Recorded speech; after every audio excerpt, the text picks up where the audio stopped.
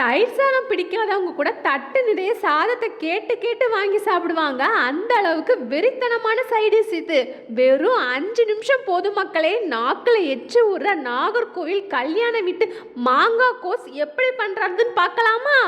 முதல்ல இதுக்கு ஒரு மாங்காவை எடுத்து நல்லா சின்ன சின்னதாக கட் பண்ணி எடுத்துக்கோங்க. இந்த மாதிரி இப்போ ஒரு பவுலில் 2 டீஸ்பூன் அளவு மிளகாய்த்தூள், 1 டீஸ்பூன் அளவு மஞ்சள் தூள், 1 டீஸ்பூன் அளவு காயப்பொடி சேர்த்து 70 மில்லி அளவு தண்ணி சேர்த்து கட்டி இல்லாமல் கரைச்சிக்கோங்க. இப்போ தேவையான அளவு உப்பு சேர்த்துட்டு நல்லா கலக்கி விட்டுக்கோங்க. அடுத்தால இப்போ ஒரு பேனில் ஒரு 4 டீஸ்பூன் அளவு நல்லெண்ணெய் ஊற்றிக்கோங்க. நல்லெண்ணெய் சூடானது கடுகு கருவேப்பிலை போட்டு தாளிச்சுக்கோங்க. கடுகு பொரிஞ்சதும் நம்ம கரைச்சி வச்சிருந்த மசாலாவை அப்படியே உள்ளே ஊற்றிக்கோங்க.